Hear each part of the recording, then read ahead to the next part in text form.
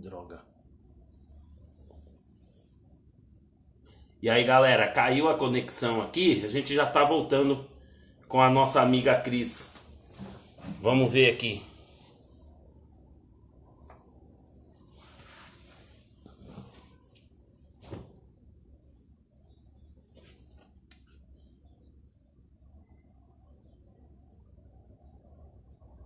Vamos voltar aqui, um minutinho.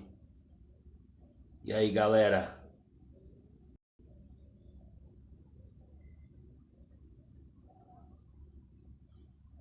Oi, Ângela, beleza? Tivemos um probleminha aqui. Acho que agora vai dar certo.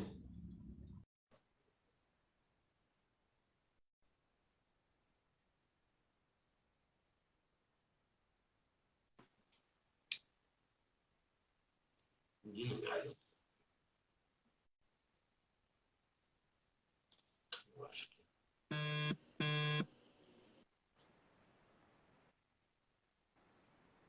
Oiê, E aí? Caiu, hein? Você me ouve? Tô te tá ouvindo. me ouvindo? Tá tranquilo aqui.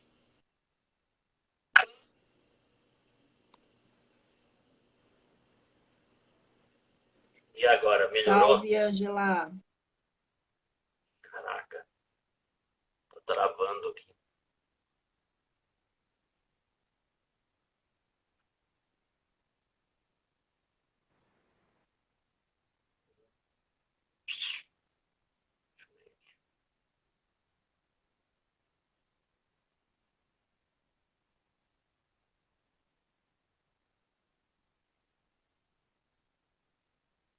Tá conseguindo me ouvir, Cris?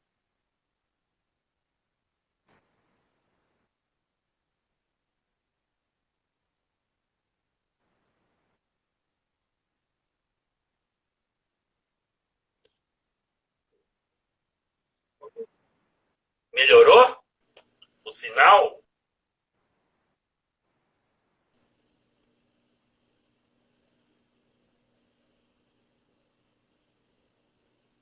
E agora, Cris, melhorou?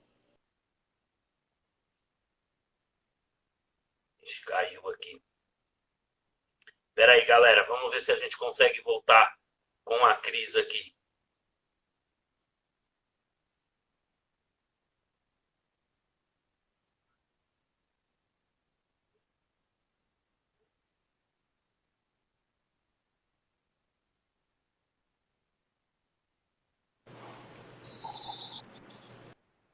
Opa!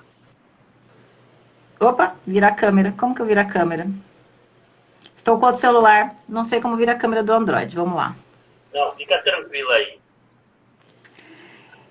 A O imagem me... Ah, aqui, virei. Ah, não, é? Aprendi. não se preocupe. Cara, Eu tava. a internet de vez em quando oscila, né? Mas não sei se é a minha ou a sua, não sei te dizer. Eu não sei, eu tava. O meu iPhone geralmente dá um pauzinho para live. Por isso que eu peguei o celular da minha mãe aqui, deixei ele de stand-by. Falei, ó, se precisar, vou no seu para garantir. Não, tranquilo.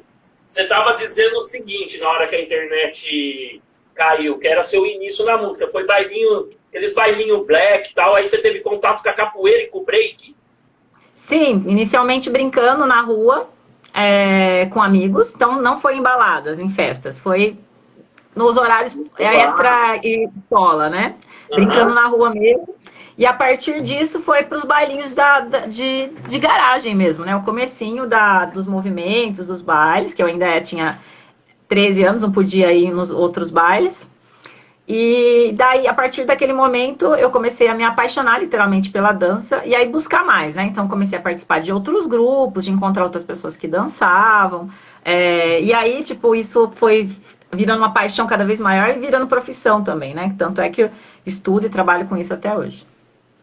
Muito bem, muito bem. Você sabe que você é uma privilegiada, né? Claro, graças ao seu esforço, porque muitos dos nossos e das nossas não conseguiram viver disso, né?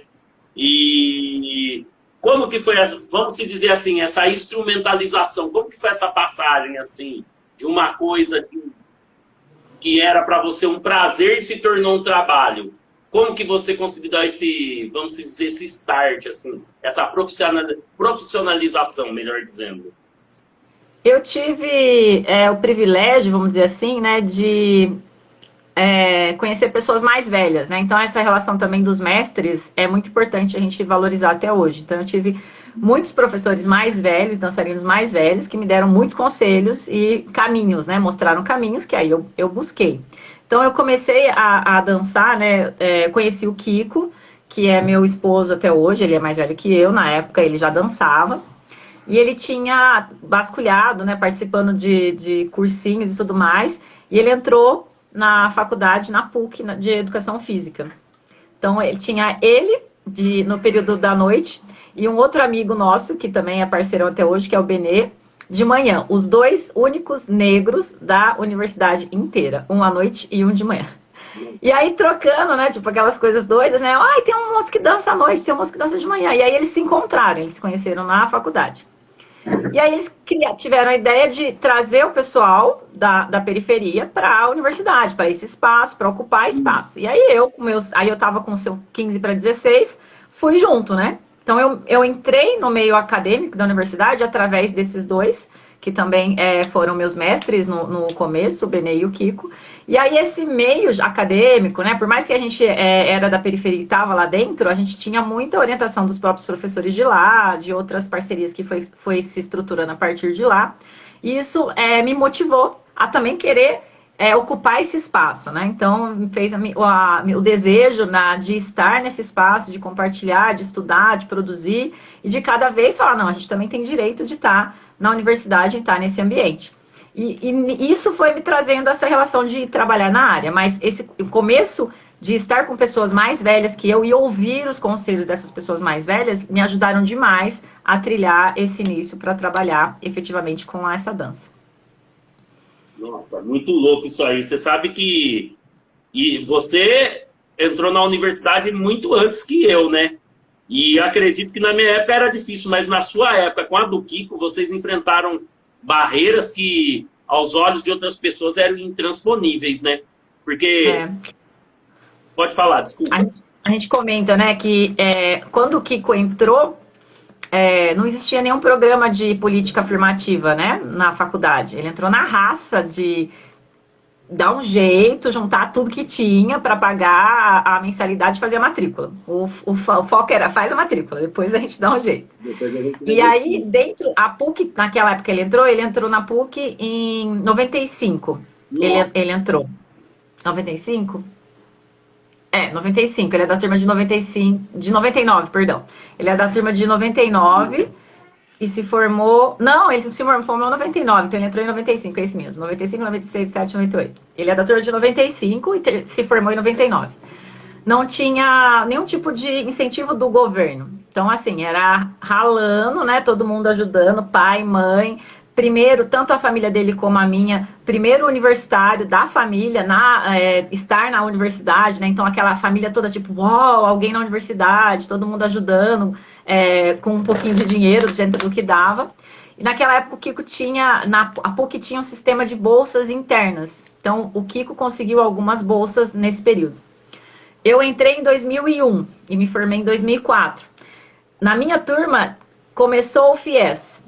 Foi uma coisa louca, assim, que é um financiamento, ainda não os incentivos do governo e das políticas afirmativas. E eu lembro que eu chorei, assim, absurdo, porque dentro da classificação do FIES, quando eu me inscrevi, eu fiquei em segundo. E tinha uma vaga para educação física. Aí eu chorava aos plantos, falava, não vou conseguir fazer a faculdade, não vou conseguir. Já estava no momento deprê, né, que a gente fala, não... Só tinha uma vaga, eu fui a segunda, mas tem alguém precisando mais que eu, se a pessoa foi primeira, né? Então vamos lá, vamos devagar. Aí, 2 meses depois, assim, com mensalidade atrasada, a Caixa Econômica me ligou. Olha, a primeira pessoa teve problemas na documentação e a gente está chamando você, que é a segunda pessoa da lista. Eu falei, nossa. Aí corre, e na época tinha que ter fiador. E aí, para achar fiador?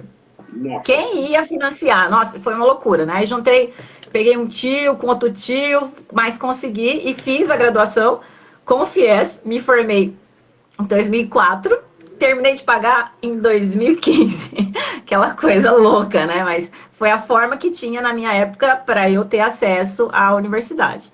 E aí depois, hoje, dando aula na universidade, também trabalho na parte de docência, né, em universidades privadas, a gente vê a relação do ProUni e outras políticas afirmativas de incentivo que ajudam demais a esse acesso, né? Então, hoje a gente vê um acesso, não que é fácil esse ambiente, continua sendo um ambiente muito difícil, mas a gente vê que está um pouco mais acessível do que quando a gente estava lá desbravando e conquistando os primeiros passos, né?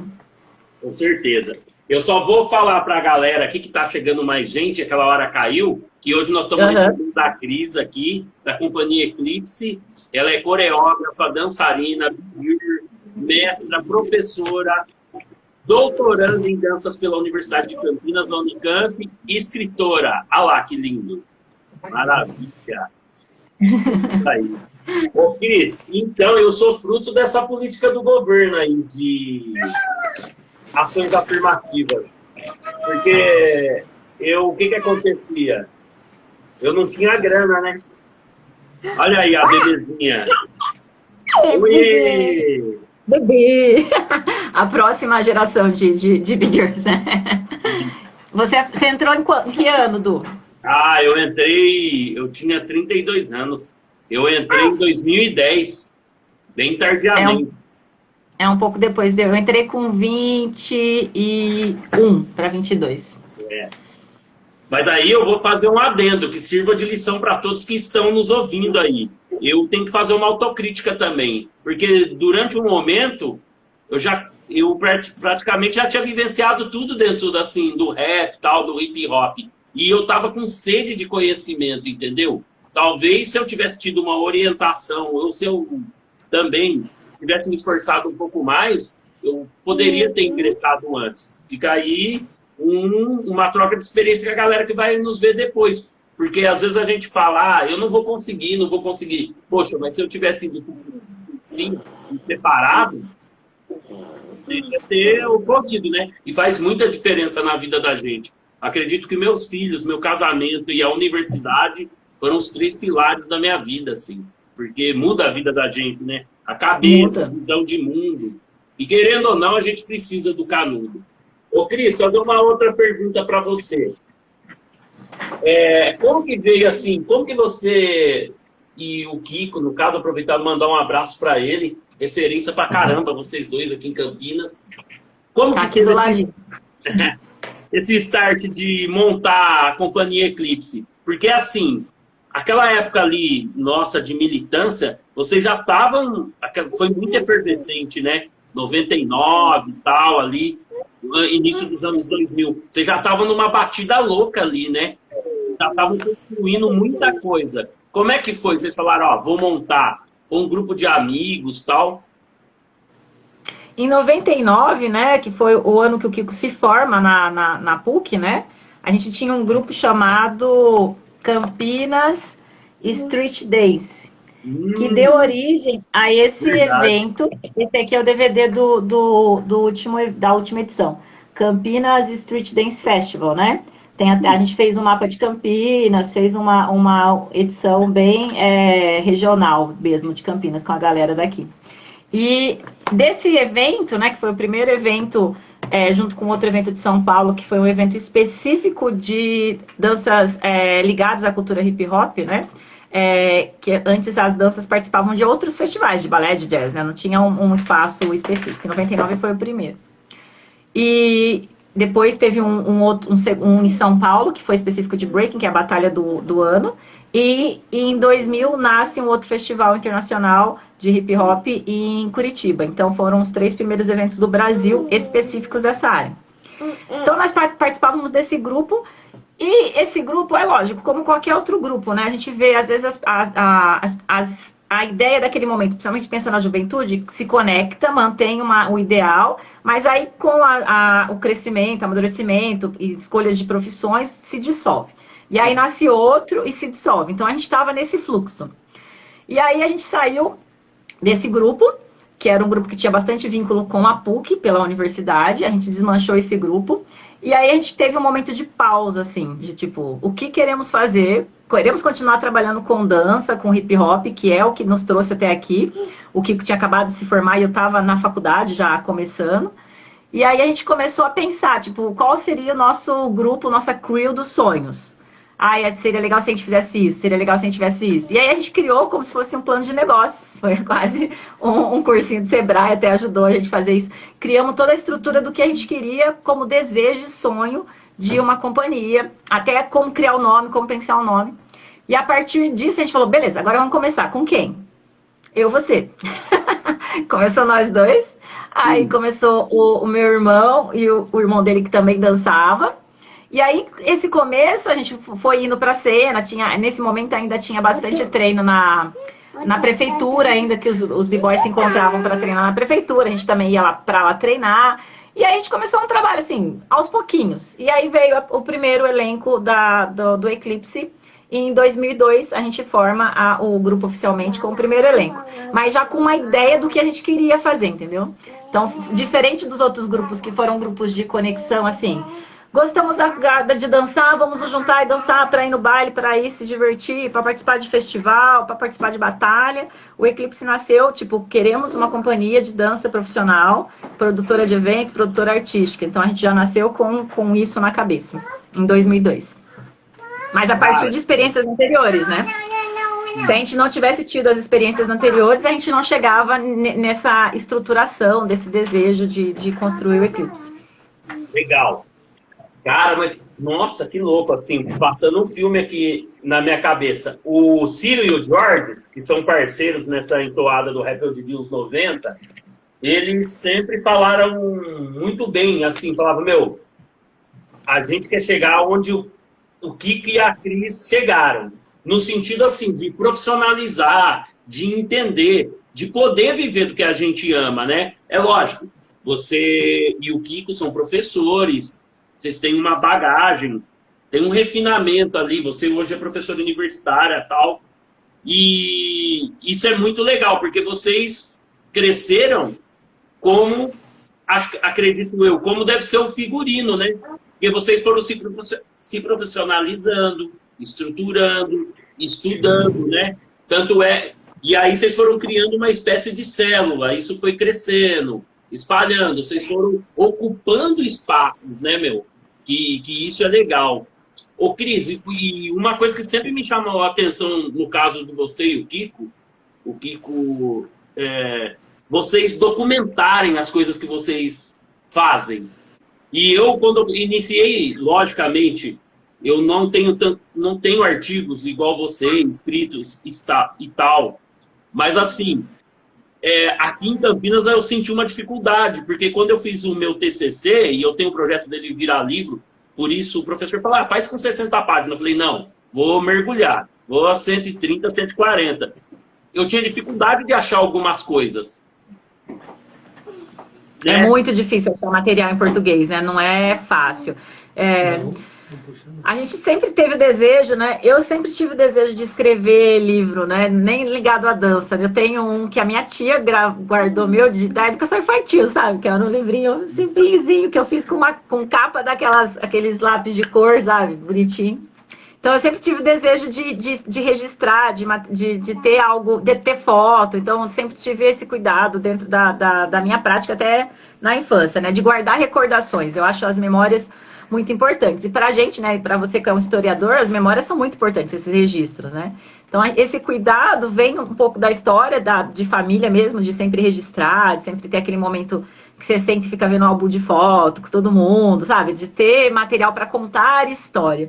E aí você falou também do Jorge, eu deixei algumas coisas separadas aqui.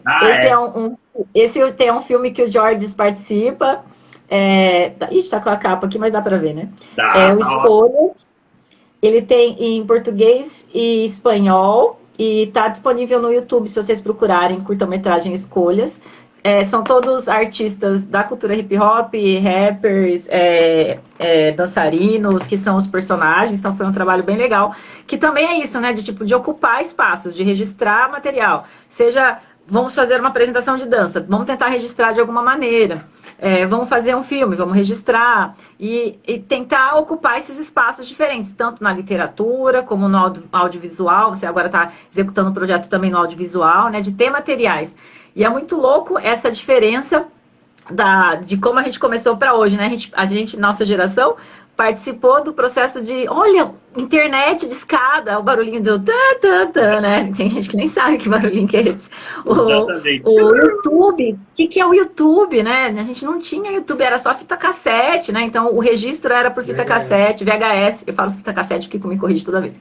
Que fita cassete é de áudio e VHS é de vídeo. Eu tento não trocar, mas eu confundo. E esse registro de achar esse material, quando a gente vai pesquisar, é muito difícil, né? Hoje a gente tem a internet que facilita, mas acho que a gente tem muita história de Campinas e do Brasil de forma geral para contar, né? Que as pessoas ainda que não registraram, seja por vídeo, seja por livro, seja por artigo, a gente precisa contar mais a história dessas pessoas. A de Sá aqui mesmo é mega old school, dançou comigo, criou o Samba Big Girl, que existe até hoje. Junto comigo também, o Divas antes do samba. Então a gente precisa registrar toda essa trajetória. E temos projetos aí para tentar registrar essa história de Campinas. Vamos torcer para dar certo, né? Quero estar nesse aí, quero participar. Já está dentro, eu já convidei. E, cara, aquele dia da palestra, fica aqui o meu agradecimento, estende ao Kiko aí, pô, me senti lisonjeado, foi uma honra mesmo. Eu fiquei um pouco tímido no início, mas depois me soltei lá. Você fez uma intervenção brilhante, depois até vou comentar sobre isso. Você falou uma coisa muito importante. Campinas, o interior paulista, mas principalmente Campinas, é vanguarda nas coisas que faz. Vanguarda nas linguagens do hip hop, né? Você citou do Moss, de ter participado de um campeonato, mas a própria companhia Eclipse, você já teve a oportunidade de conhecer outros países, viajar, representar o Brasil, ir até outros estados, ir em outros campeonatos, representar a cidade.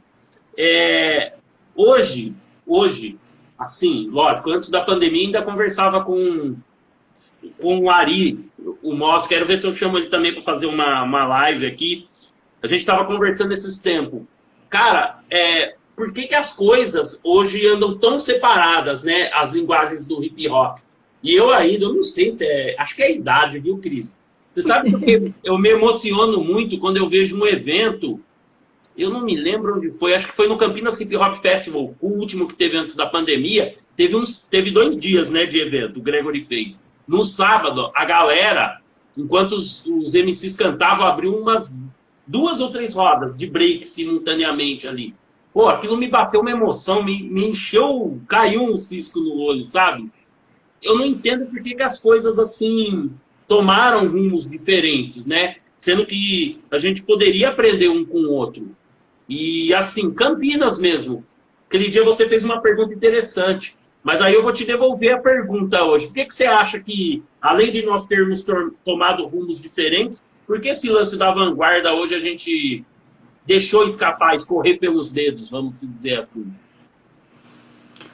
Eu acho que tem uma relação, que você mesmo comentou, né? Então vou te replicar, política, né? Nessa relação que acabou separando algumas pessoas do hip hop por conta de políticas partidárias. A gente tem que entender que cultura não tem partido, né? Que a gente tem que estar junto o tempo todo. Mas infelizmente influencia também nas nossas histórias de vida, né? A gente tem que tomar cuidado com isso. E a relação da cultura hip hop, né? Os elementos, a gente tenta sempre caminhar junto e estar próximo, né, de artistas. O grafite tem as suas características próprias, o DJ, né, também tem toda uma característica, uma história de trajetória aqui em Campinas nas festas. E o rap com a dança, né, os rappers e os MCs, a gente até comentou, né, que Campinas tem uma característica de rapper mais gangsta, né, que são as músicas, né, mais, com o BPM mais pesado, mais lento, né, e o breaking tem uma relação de o breakbeat mais acelerado, então isso distancia um pouco a relação da música e da dança, né. E eu participei já de eventos que alguns b-boys e b-girls falavam ficavam bravos, né, dentro dessa relação, de alguns MCs falarem, olha, agora a minha música não é para vocês dançarem, ela é para vocês ouvirem e refletirem sobre. Aí a gente até brincava, falava, ué, mas a gente consegue ouvir e dançar ao mesmo tempo, né? Não é? Não precisa parar para ouvir a música, a gente consegue fazer os dois. Então tem várias coisinhas que acabaram distanciando, né, esses elementos, né, que a gente tenta unir o tempo todo, né, nos projetos da Companhia Eclipse, a gente sempre chama, o Jorge e o Ciro tá sempre junto, a gente fez vários Campinas Street Dance com um espaço específico para o rap, com exposição de grafite, tentando articular as linguagens. A gente acabou de fazer, antes da pandemia, né, foi bem 2019, que a Naya estava para nascer. A gente fez um espetáculo do Samba Big Girls, uma intervenção no Miss, que a gente dançou, né, dentro dos espaços, foi uma intervenção em vários espaços, e a Sara, grafiteira, fazia grafites e alguns desenhos no corpo das Big Girls sobre o tema. Então a gente tenta sempre nos nossos trabalhos unir essas linguagens. Eu acho que tem que ser uma bandeira de todos nós, né? Não só de alguns, para estar sempre aproximando todos os elementos do hip hop, né? E entender que sim, esses elementos têm o direito de ter uma caminhada e uma jornada particular, porque é a arte, né? Cada um tem seu caminho, segue sua trajetória dentro daquele contexto artístico. Então, nós das danças ligadas à cultura hip hop estamos batalhando para conquistar espaço que eram só de outras danças. Mas a gente pode estar o tempo todo nesses espaços e voltar para a nossa origem e estar junto com os outros elementos, crescendo e trabalhando junto, né? Esse é o foco da família Eclipse, de tamo junto. A Nanaia tá aqui do ladinho. Ela não desgruda da mamãe. Que bom, a Paloma falou bom. Que bom. Ô, Cris, então, aí é uma coisa muito louca, né? No meu TCC, eu falo um pouco dessa coisa da dança, de ter aquela influência caribenha, né? Aquele dia você fez uma intervenção brilhante lá, foi muito bom você ter falado aquilo. E me levou a uma reflexão. O material que eu pesquisei fala também sobre capoeira, merengue, danças caribenhas. Mas você, como uma mestra ali, se aprofundou nisso. Você fala com muito mais autoridade, muito mais propriedade que eu. Às vezes essa visão que a gente tem da dança, dos b-boys, da Big Girls, até pelo material que a gente pesquisou, que foi ensinado também antes da academia, às vezes é até um material incompleto, né? Porque assim, vendo com mais profundidade no seu livro, a dança, essa questão, ela merecia muito mais atenção, de repente, nossa, assim, do rap, né? Não, hoje não mais, porque eu não me vejo cantando. Mas, assim, como pesquisador, aquele dia você me fez fazer uma reflexão. E foi muito bom esses livros, porque eu preciso me aprofundar e conhecer mais. Até para ter propriedade para falar, né? A relação... a gente tem muito material de hip hop escrito, né? Internacional tem muito mais do que no Brasil. Mas o que eu vejo assim, nas minhas pesquisas é que muitas vezes são MCs ou DJs escrevendo.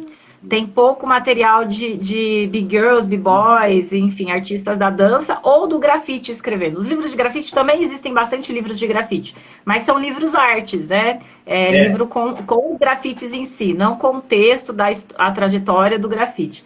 E eu acho que a gente também precisa ampliar essa fala e essa escrita também, ou documentários, ou outras formas de registro histórico.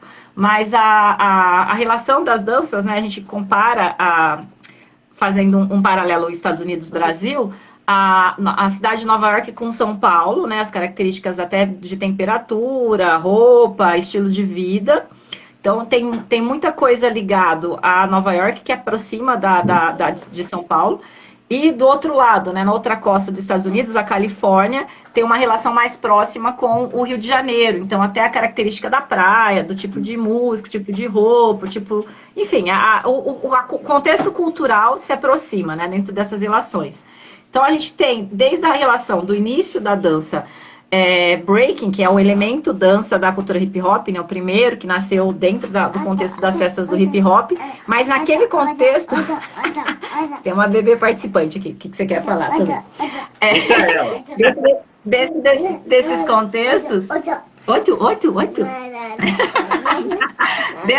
Dentro desse contexto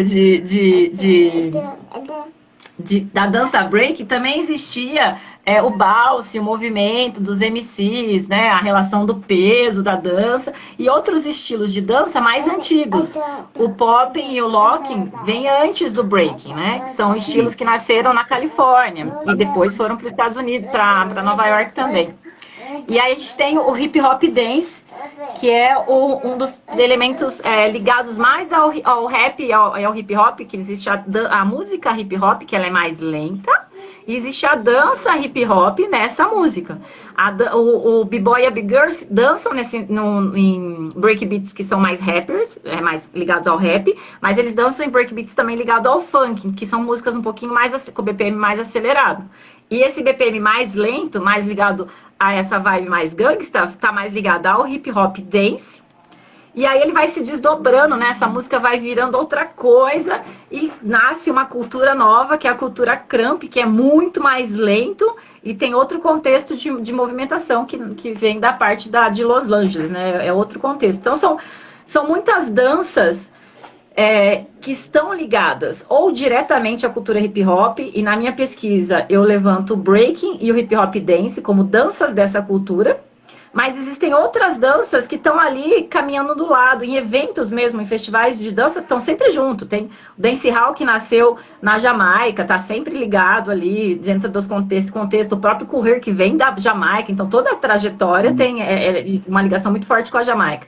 O locking, o popping, que vem da música funk, o hustle, que vem da salsa, que deu origem ao top rock do break. Então, existem vários emaranhados de danças, cada uma com a sua história própria, mas que tem uma conexão, mesmo que indireta, com a cultura hip hop, né? E chega no Brasil de forma tudo meio misturado, né? Agora a gente está separando um pouquinho, entendendo que cada dança tem a sua história, tem a sua trajetória. Lógico, dentro da companhia Eclipse mesmo, a gente tem a vertente de somos do hip hop, nascemos ligados ao hip hop, então a gente trabalha com o hip hop dance e com o breaking, mas a gente também abraça essas outras danças que estão caminhando junto, né? Pensando em trabalhar de uma forma mais ampliada no contexto arte, dança de uma forma maior, né? Maior, mais macro, vamos dizer assim, se é que eu posso usar esse termo. Nossa, Cris, e é muito louco. Você sabe que o pop e o locking, eu gosto muito do D-Funk, a música da Califórnia. Eu até estava vendo um clipe recentemente do Kendrick Lamar. Lá vários clipes, DJ Quick, Kendrick Lamar, não vou dizer o Ice Cube, mas R&D, Exhibit, The Game, eles trazem esses dançarinos, né? Assim, porque nasceu ali em Los Angeles, tem aquela coisa bairrista que a gente sabe, né? E eu acho muito interessante. E alguns clipes de Nova York, Chicago, outras localizações ainda trazem alguns b-boys e tal. Mas a gente não vê muito pouco, né? Até mesmo os caras de Los Angeles poderiam dar mais vazão. Eu citei aqui uns 4 ou 5 que eu lembro assim vagamente. Dog Pound também.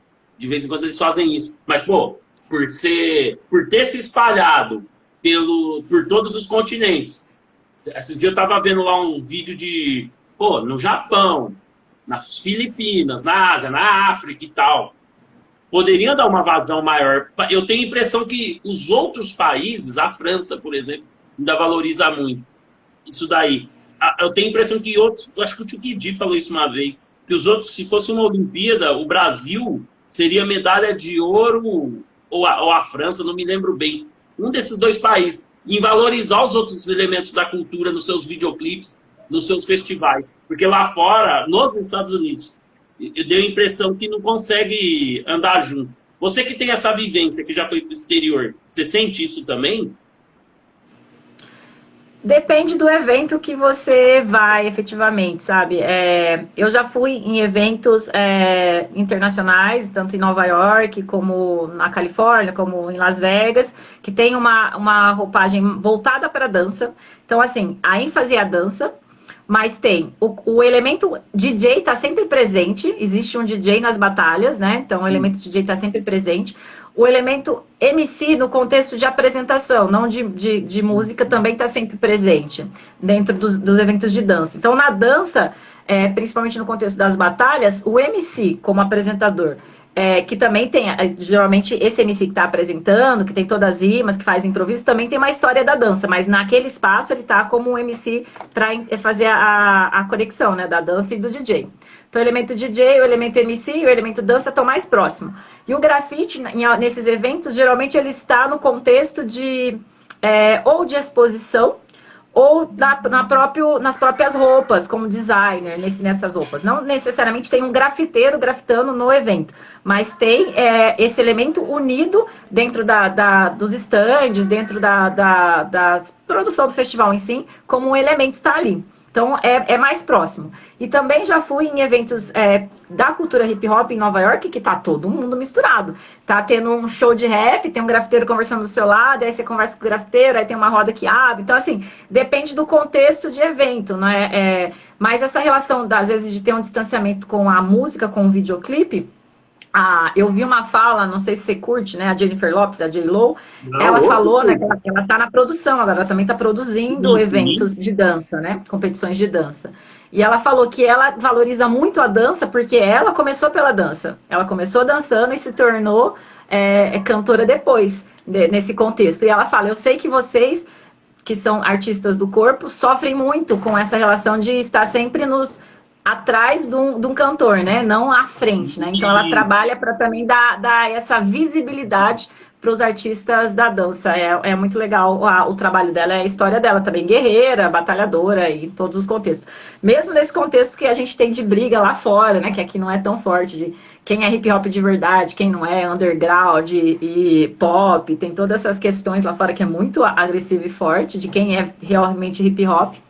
Mas trazendo para esse contexto só de reflexão, foi uma fala dela bem legal.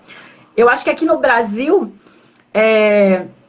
a gente precisa ter mais essa união, mas a gente sabe que tudo custa, né? Fazer um videoclipe é caro, ter um elenco e ter dançarinos também é caro, e aí a gente vai, às vezes, diminuindo e deixando mais simples, porque a gente sabe que tudo aumenta custos, e a gente está sempre nessa batalha de como a gente vai fazer, né? Atrás de editais, atrás de patrocínios e outras formas.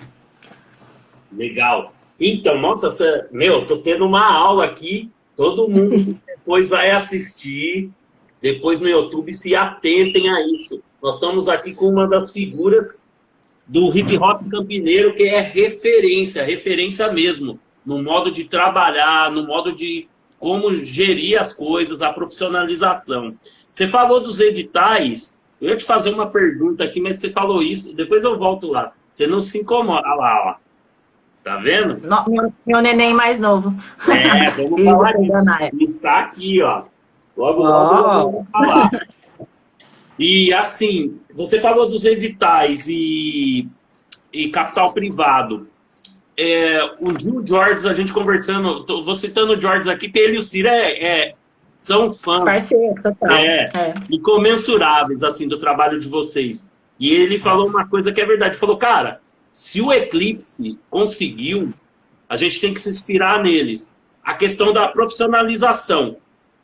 E eu já fui em eventos que vocês fizeram, muito bem organizado, alto nível mesmo. Como é que, além dos editais, como é que funciona assim? Chegar nos parceiros privados, né? Privados que eu digo assim, sem ser edital, grana mesmo de empresa, loja. Tem que ter uma apresentação bem profissional, no sentido assim, redigir um bom texto, ter uma boa capa, enfim. Você pode falar melhor que eu. A relação dos editais, a gente aprendeu literalmente fazendo, né? Então, começamos a escrever os primeiros. Essa formação na academia ajuda muito, pensar no texto, com introdução, objetivo, sabe? Então, essa formação da universidade ajudou bastante nessa relação de escrever sobre. Os editais públicos, às vezes a gente, por mais que a gente às vezes tenha um sonho, às vezes a gente tem que pegar o nosso sonho e fazer ele caber no edital para seguir nas regras daquele edital, né? Então, às vezes a gente muda algumas questões. E a partir disso, o que a gente construiu no Eclipse foi uma rede de parcerias, que esses editais também ajudaram, e outros trabalhos que a gente fez, de construir amigos de outras áreas. Então, o Jursa é um mega parceiro, super amigo. O Jorge também já participou dos trabalhos, como esse filme que eu mostrei. Então, a gente constrói uma rede de amizade e de respeito mútuo, sabe? Que é uma questão dentro do nosso trabalho. Quando nós temos verba de alguma forma, seja por algum patrocínio direto, ou seja por edital, a gente remunera todos os nossos parceiros. Então, com quem que a gente vai fazer camiseta? Vamos fazer camiseta com o Carlos do D de Dança, que é sempre parceiro, tá sempre junto. E quando a gente não tem grana, a gente fala, Carlos, estamos precisando, a gente não tem. Você pode ajudar? Ele, não, a gente ajuda e depois a gente acerta. Ou a gente vai falar com o Jursa de vídeo e foto, ou com o Samuel, ou com um amigo iluminador.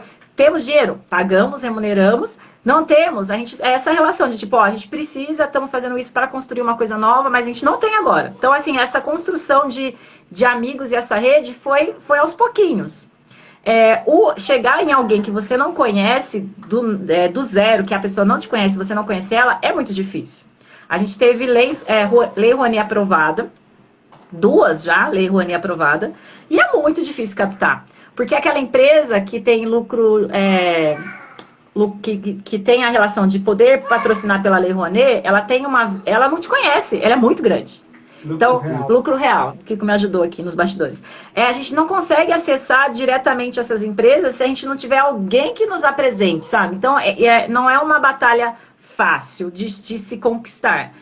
A gente teve um patrocínio por Lei Rouanet, num evento que nós fizemos em 2009, que foi aquela coisa, o amigo do amigo do amigo que levou o projeto, que foi, que deu, que conhecia a pessoa responsável. Então, realmente é uma batalha que a gente ainda tem que conquistar, que é diferente da mecânica capitalista dos Estados Unidos. Então, a gente tem uma outra roupagem.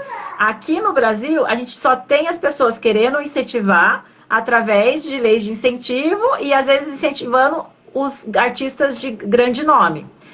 Nos Estados Unidos, né, o intercâmbio que eu fiz lá, conversando com o pessoal que faz evento lá, eles têm patrocínio direto. Então, eles chegam na Nike, falam com a Nike, e a Nike patrocina sem ter benefício fiscal que o Brasil dá. Então, assim, a dinâmica de mercado é diferente. O próprio evento que a gente representa no Brasil, que é esse aqui, a Battle of the Year, que é esse evento, é um evento internacional da Alemanha, que a gente representa desde 2007. Esse é o B-Boy Nick, que está aqui na capa. Então tem o nosso logo, Battle Brasil, o Campinas, e esse é o logo deles. A Alemanha não entende quando a gente fala de patrocínio. A gente fala para eles, não temos dinheiro para mandar CRIO para a Alemanha esse ano. A gente está tentando, espera que vai sair o resultado do edital, espera que vai sair o resultado do edital. Eles não entendem, tipo, esperar um resultado de um edital. Para eles chegam na empresa e negociam direto com a empresa. Aqui no Brasil, por ter essas políticas de incentivo fiscal, que tem um viés positivo também, mas ele quebra um pouco a dinâmica de patrocínio direto. A gente... a arte, a cultura, é difícil esses contextos de patrocínio. Tentem olhar criticamente os filmes que vocês assistem. A maioria dos filmes que a gente vê no Brasil, aí falando de outra linguagem da arte, né? Sempre começa lá, Lei Ancine, não sei o quê, Lei Federal. Só tem verba através de incentivo fiscal. O povo não banca direto. É difícil pensar. Até a Globo recebe incentivo fiscal, gente. Você fala o tanto de dinheiro que a Globo tem para produzir seus materiais, e você vai ver nos filmes da Globo, tem toda a régua de logo lá de patrocínios. Então, é uma coisa que a gente tem que... É uma mudança de pensamento no Brasil difícil, pensando em grandes empresas. Agora, pensando em pequenas empresas menores, a gente vai conseguindo nessa forma de parceria, de permuta, de troca de serviços, né? Legal. Isso que você falou, acho que eu comentei alguma coisa aquele dia nesse sentido. Talvez eu não expressei tão bem quanto você. Mas às vezes a gente... É que criou uma relação, vamos se dizer assim, perversa. Porque você não consegue chegar na grande empresa, e a grande empresa, às vezes, mesmo que você chegar, ela vai falar que vantagem eu vou levar nisso, sendo que tem um edital do governo, né? Que aí... abriu muitas brechas, e aí eu não tenho propriedade para falar até, mas a Lei Rouanet, né? Eu não tenho propriedade para falar, nem para tecer críticas e nem para elogiar, assim, porque eu nunca trabalhei com ela. Mas o que eu vejo de fora é que algumas pessoas reclamavam por conta disso. E às vezes as empresas não privilegiavam o trabalho de base.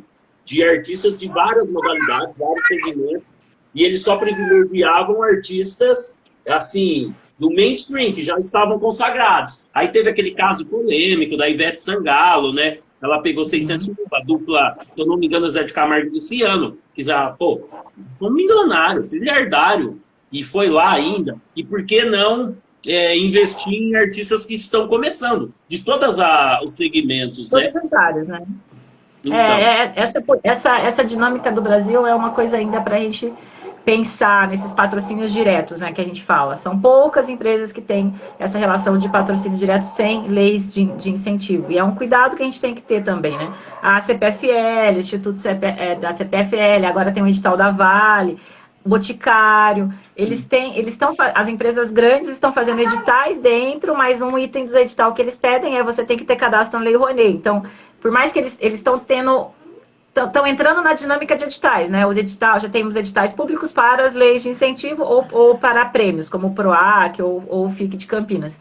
E aí as empresas estão fazendo editais para escolher quem eles querem, mas eles têm que ter o vínculo de incentivo fiscal via Lei Rouanet, né? Então, tem que tomar cuidado com isso e pensar nessa relação de... Mas mesmo com todos esses dificuldades ou problemas, a gente vê que o Brasil, Campinas, de forma geral, está crescendo, né? Como você falou, né? A gente é muito potente dentro da cultura hip-hop em Campinas.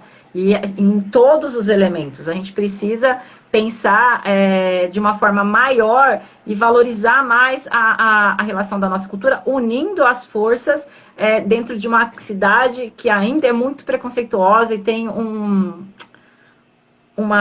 histórico muito ligado ao racismo, por ser a última cidade do Brasil a abolir a escravatura. A gente tem muitas dificuldades que a gente precisa romper ainda, né? É aquela falso, tá tudo bem. A gente finge que tá tudo bem, mas não tá tudo bem na nossa cidade. A gente precisa lutar ainda para conquistar mais espaço e até essa separação dos elementos. Tem um pouco essa relação também das políticas ajudarem a gente se separar, né? O próprio ponto de encontro da estação da prefeitura, que era um ponto de encontro da dança, que se transferiu para a estação cultura, mas quebrou um pouco da conexão que tinha na prefeitura para lá, né? Que foi uma quebra política. A política rompeu essa articulação que a própria cultura tinha. Entendi. Muito bom. Olha lá, voltou, ó. Ela já tem vocação para artista. Ela quer aparecer. Ai. Manda beijo para todo mundo que tá lá. Beijo. Muito beijo. Muito bom. Muito bom. Ô, Cris, e como é que é a relação, por exemplo, vocês com o pessoal de outras crios aqui na cidade? É legal? É amistosa? Vocês... Eu traz aquela rivalidade ainda, sei lá, dos anos 90, final dos anos 80, eu estava lendo isso sobre eu li um livro, cara, Hip Hop Cultura de Rua, lembrei, de um amigo meu, Jeff Ferreira, que inclusive ele vai fazer uma live aqui com a gente. Eu estava lendo o livro dele, terminei hoje, inclusive, e falava dessa rivalidade ali entre as gangues de break ali, né, final dos anos 80, aí apaziguou com o disco Cultura de Rua. Não, se não apaziguou, deu uma amenizada, porque cada grupo de rap que saiu naquele disco representava uma CRIO. Vocês, assim, não só de Campinas, eu digo no geral, e no Brasil, assim, rola mesmo uma rivalidade? Como é que é? Eu acho que teve. No começo, a gente tinha um pouquinho mais essas relações, mas não no contexto de batalhas, né? Pensando na origem, né? Nas primeiras gerações. Hoje eu vejo, até no último evento que a gente fez, que foi esse aqui que eu te mandei, que eu mostrei, que é esse mapinha de Campinas, a gente conseguiu reunir numa mesa de debate, que está online ainda, dá para vocês verem, várias pessoas da história. Então tem o Moss, tem o grupo UIO, que é mais de Sumaré, mas está com uma sede agora aqui em Campinas. Tem o grupo da Vanessinha. A gente juntou vários grupos, o Moss como CRIO principal. A gente também pôs o pessoal do Radicais Suburbanos para conversar. Numa roda que tá online disponível, depois eu posso mandar o link, se vocês escreverem no comentário aí eu mando, se vocês não acharem. Mas para discutir isso, né? tem algum problema? Acontece alguma coisa? Porque a gente não se conversa? O que que é? E às vezes não são os mais velhos dos grupos. A gente conversa com todo mundo. Às vezes tem, hoje, alguma relação de rixa ou rivalidade com, vamos dizer assim, quem está vindo agora, com os alunos, né? Um aluno fala, eu sou de tal grupo, eu sou de tal grupo. Os professores, os educadores estão de boa, mas a juventude tem um pouco dessa relação de confronto, de batalha e de pensar em competição, né? Mas hoje a gente entende... Uma foto? Você vai tirar uma foto? Uau, fiz uma pose para foto. Pronto. Hoje a gente entende, não só em Campinas, mas pensando na articulação, o próprio livro agora, o Laboratório Hip Hop, eu chamei vários nomes do Brasil inteiro, que a gente precisa se unir para fortalecer a cena como um todo. Se todo mundo estiver forte, cresce e tem espaço para todos. Então a gente precisa produzir materiais para fortalecer. Tem espaço para todos. Só que a gente precisa abrir esses espaços e abrindo um espaço a gente vai vendo mais gente, né? Mas essa rivalidade às vezes é com o pessoal mais novo. Até a gente fez esse histórico, né, que eu conversei aqui no dia, pensando na força da dança da cidade de Campinas. O Eclipse foi em 2010 para Las Vegas, nossa competição internacional em grupo, né, foi a segunda que a gente tinha ido para a Argentina. Depois foi o IO, depois foi o grupo da Vanessinha, como da mesma região da cidade de Campinas, né, para a gente ver, tipo, o Brasil inteiro é uma competição que você faz, participa de uma eliminatória nacional. E 3 grupos da região foram para esse evento. Para ver a potência daqui, né? O Moss Crew foi em 2015. Agora eu posso estar errado na data. Acho que foi 2015 para a Alemanha. Foi o primeiro crew do Brasil de breaking que passou da fase de showcase para a batalha. Então a gente fala, o Brasil primeiro, já tinha ido outras crews de breaking do Brasil para lá, mas tinha uma classificação do ficar no quase. Tinha uma classificação de showcase, de coreografia no quase, mas não ia para a fase de batalhas. O nosso foi o primeiro que foi para a fase de batalha. Então, Campinas, de novo, marcando presença. A gente entende que a gente tem outros dançarinos individuais, né, que também foram para fora, para batalhas, para outras coisas. A gente tem que potencializar isso e cada vez mais representar o Brasil. E a gente só consegue fazer isso se a gente se unir, abrindo os caminhos, trazendo mais gente. Dessa vez foi tal grupo, vamos formar mais jovens para mandar outras pessoas para lá e representar e crescer o Brasil aqui dentro e lá fora também, né? Na dança e em todos os elementos, né? O Brasil é muito bem visto. Assim, os contatos que eu tive fora do Brasil, tanto na Europa como nos Estados Unidos, eles gostam muito da música, gostam muito da dança, gostam muito do grafite. Eles têm um olhar para o hip hop no Brasil com muito carinho e às vezes eles falam que o hip hop está mais vivo aqui do que lá, pensando nessas conexões. A gente às vezes discute algumas questões aqui, mas lá é tudo mais frio as relações, né? Aqui a gente tem um pouquinho mais dessa latinidade, dessa presença mais de paixão, não sei, né? Acho que a visão deles é uma visão, eu também concordo, eu gosto muito dessa visão. A gente tem problemas, mas a gente está avançando em várias coisas que eles não avançaram lá. Legal. Legal pra caramba. E assim, eu não sei, às vezes também eu tenho acesso a alguns materiais, isso o hip hop peca. Não, o rap peca, perdão. Em classificar a cena no início e às vezes excluir os latinos, né? Você falar aqui rapidinho, eu não trabalho com nomes, né? Mas são 2 grandes expoentes da música rap no Brasil. Eles, eu estava no show e na hora que os B-Boys e as B-Girls estavam coreografando lá, ele falou, não, para aí que precisa ouvir a mensagem. Pô, na minha época que eu cantava, eu ficaria lisonjeado, meu. Ficaria, muito felizão mesmo. Ia ser da hora, 1000 grau, se os B-Boys e as B-Girls dançassem na minha música. Eu tava completando um sonho, porque eu ensaiei uns passos de break. E um outro expoente que eu respeito muito e tal, mas da música fala de uma coisa assim, só falar dos negros, esquecer dos latinos, né? E a gente sabe que os latinos, e a gente nós somos latinos, eu acho que peca um pouco nessa questão. A gente foram 2 raças, 2 povos que foram ali, jogados num caldeirão, né? E cresceram praticamente junto. Nessa questão do hip hop, não deveria esquecer essa questão da latinidade, né? Eu vejo assim. Você já sentiu isso nessas viagens que você fez para o exterior? Alguma coisa nesse sentido? Ou eles têm um olhar assim? Você falou que a gente é muito bem visto, mas sei lá, se rola alguma tensão étnica. Que é isso que eu queria dizer. No rap, aqui em Campinas mesmo, né, só enfatizando isso, o Bruno do Mendes teve uma parceria muito grande com o Funk, que é um grupo da família Eclipse, e tem vários, não sei se tem 2 ou 3 clipes do Mendes que tem os dançarinos do Funk participando do clipe, um do ônibus, tem alguns bem legais, então É verdade. dá pra ver.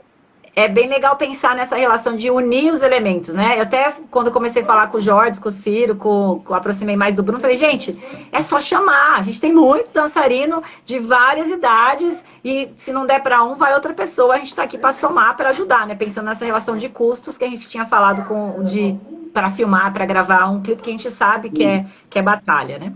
Essa relação dos latinos é muito louco, porque nós estamos aqui no Brasil, que falamos português, e nossos vizinhos falam espanhol, então parece que é uma quebra, né? Eles entendem mais a gente do que a gente entende eles. Parece que a gente, essa construção de colônia, né, de divisão, de política, de achar que um é melhor que o outro, divide o nosso país nesse contexto. Que é uma coisa que a gente, às vezes, esses dias foi muito louco, eu conversando com o Kiko, que eu estava passando no meu bairro, né, periferia aqui na parte de Samambaia, São Pedro. E aí eu tava passando na rua e tava uma discussão de um pai com 2 filhas que são da rua, onde é a América Latina. Aí o pai todo tentando explicar onde era a América Latina e as meninas tentando falar para ele o que era a América do Norte, que a América Central, a América do Sul e a América Latina toda a parte de Central e Sul junto. E eles entendendo e discutindo onde era, que eles não chegavam no acordo, né? Eu falei, deixa eu ficar quieta, né? Que professor às vezes quer entrar no meio de tudo, né? Aí eu passando assim, falei, não, deixa, eles vão resolver, eles vão achar. E começaram a pesquisar na internet pra ver, foi muito legal. Mas a gente no Brasil, às vezes, não se considera latino, né? Então a gente, às vezes, já tem um preconceito que vem daqui. Lá eu era latina, ponto. Sempre era latina, Brasil latina. E os meus maiores amigos mais próximos nos Estados Unidos são latinos. Um é do México, ou tem uma coisa muito louca lá, que eles respeitam muito a origem, né? Um amigo que eu fiquei, que é de família mexicana, ele é nova-iorquino, nasceu em Nova York, mas a mãe dele tem uma história do México e veio do México. Eles falam espanhol em casa, eles não falam só o inglês. Eles mantêm a cultura da família muito grande. E é muito louco que depois que eu fui pra lá, eu voltei e falei, nossa, quem sou eu? Quem sou eu? Qual que é a minha família? Qual que é a minha história no Brasil? Porque a gente é tão apagado culturalmente que a gente não sabe de onde a gente vem. E aí eu comecei, por conta de ter essa experiência com ele lá, da valorização da história, da trajetória da família, e descobrindo da onde eu venho, né? As misturas que eu tenho de holandês com italiano, com índio, com negro. É muito louco você saber a sua história, para saber quem é você hoje aqui, né? E lá, meus amigos são mais latinos. Tive contato também com negros, com outras pessoas, mas tem essa força de manter a sua história viva é muito presente em Nova York, que foi essa experiência que eu tenho específica de Nova York, de tipo, eu sou de tal país, eu respeito toda a cultura, toda a dança, toda a herança, vivo nos Estados Unidos, nasci nos Estados Unidos, mas a história da minha família é muito importante, eu valorizo essa trajetória. Um evento que a gente foi no Bronx, que até um dançarino nosso foi campeão, que eu comentei com você, né? O Léo foi campeão na batalha de top rock, que é um estilo do breaking que a gente dança mais em pé. Pra nós foi uma coisa tipo, uau, o Léo foi campeão de top rock no Bronx. Esse evento foi muito louco, porque tinha uns negão de basquete gigante, gente, eles são muito grandes, né? De basquete, porque a gente tem a referência do basquete, né? Que todo mundo joga basquete. Mas o futebol nosso aqui é o basquete para eles, né? Todo mundo joga, um monte de quadra de basquete para chegar no evento. E tinha muito, muito, muito negro. Mas nesse evento, os negros também falavam muito dos latinos. Então tinha latinos no júri, tinha latinos junto. É uma relação de falar dos latinos, mas muito respeitosa. Dentro do ambiente da cultura hip hop, que eu vivenciei. Eu não sei na sociedade em geral como é lá, porque eu não tive esse contato de toda a relação de um cidadão americano, né? Mas dentro do momento do evento de hip hop, acho que tem um pouco dessa coisa do hip hop mesmo, de respeitar as diferenças, de estar todo mundo junto. Então, não tive momentos. Tive até essa relação de, uau, Brasil, latino, que legal, tá aqui, muito bom ter vocês aqui. Então, foi uma experiência muito boa dentro dessa relação nos eventos específicos. Pô, legal, legal isso que você tá falando. Ó, vamos... Veja só, eu tava lendo aqui e eu vi que o prefácio é do Márcio, né, meu? Márcio do Rota de Colisão, brother. Pô, aquele mano ali é da hora. Foi um dos primeiros caras. Pô, uma vez ele falou pra mim, pro Ciro, falou pra uma galera, uma pá de mano tava. Uma pá. Vários quebradinhos. Ele falou, meu, vocês precisam ir pra faculdade. Vocês estão moscando, o nosso lugar é lá. E ele é advogado de trança, Rota de Colisão, com aquele discurso combativo. Ele falou, porra, meu, saí pela gravadora do KLJ e tal, já tem aqui no rap, mas a gente precisa conseguir mais coisas.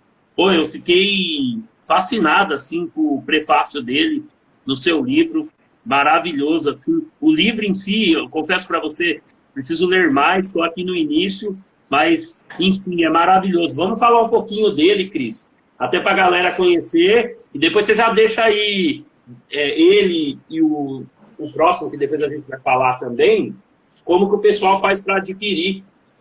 E é legal. Legal pra caramba. O Márcio é parceiro demais, assim. Sangue A bom. gente conheceu ele... A gente conheceu ele como assessor de hip hop, né? Quando ele tinha uma cadeira de assessor de hip hop no governo do estado de São Paulo. E aí a gente começou um diálogo de parceria para ele apoiar o evento, para conversar, e foi construindo uma história junto. Todo respeito e admiração pelo Márcio, e uma coisa que ele fala, né? Que a gente também fala, a gente tem que ter pessoas do hip hop em todos os segmentos, seja como direito, seja como professor de história, não precisa, a gente pode ter a nossa paixão de estar nos elementos, mas não necessariamente você tem que ser um artista e só viver de arte. A gente precisa ter nosso povo preto, latino, periférico, dentro de vários espaços, de advogados, médicos, biólogos, em todos os espaços. A gente precisa conquistar isso, né, dentro da nossa vida. E esse primeiro livro é o nosso primeiro neném, essa capa é o nosso primeiro evento lá nos Estados Unidos, em Las Vegas, a capa dele, tem a Cacau, o Kiko Popper, eu e o Léo aí na capa. E ele nasce de um espetáculo nosso chamado Dança de Rua e Suas Faces, que a gente começou a estudar muito as danças para fazer esse espetáculo, e aí foi gerando material muito legal, e eu já tinha o desejo de fazer um livro, falei, nossa, vamos fazer um livro, vamos dar um jeito. E aí juntamos a pesquisa do espetáculo com um material escrito. Tem um capítulo que a gente construiu junto no grupo, falando sobre como dar aula, né? E é o nosso primeiro neném, que foi lançado em 2011. E é o primeiro livro do Brasil, eu considero ele como o primeiro que fala especificamente dos estilos de dança. Que a gente tem outros livros que falam da dança, mas falam do contexto histórico. Ó, na minha cidade, a dança acontecia dessa forma. E nesse primeiro livro, a gente tentou levar ele para, tipo, que dança é essa? Vamos falar sobre a história dessa dança. Por mais que foi difícil achar material, tem bastante depoimento, tem outras coisas, mas a gente tentou traçar um histórico de cada estilo de dança ligado diretamente ao hip hop ou indiretamente à cultura hip hop. E com ele, foi graças a esse livro que eu consegui ingressar no mestrado. Porque eu já tinha tentado outras vezes e porta fecha. Fecha, né? Fecha. Hip hop, pesquisar hip hop, o que é isso? Aí, quando eu cheguei, fiz a banca do mestrado e mandei um livro dentro do meu portfólio, falei, ó, aqui, já tem uma publicação sem a ajuda da universidade. E aí, vocês querem que eu pesquise pela universidade ou não? Aí eles falaram, nossa, ela já tem um livro? E aí, o respeito muda, né? Tipo, já tem uma produção sem ser acadêmica. E aí foi ele que me abriu as portas para a parte acadêmica, que me levou para o mestrado e agora doutorado. Cara, mas então, esse livro aqui... Tô te ouvindo.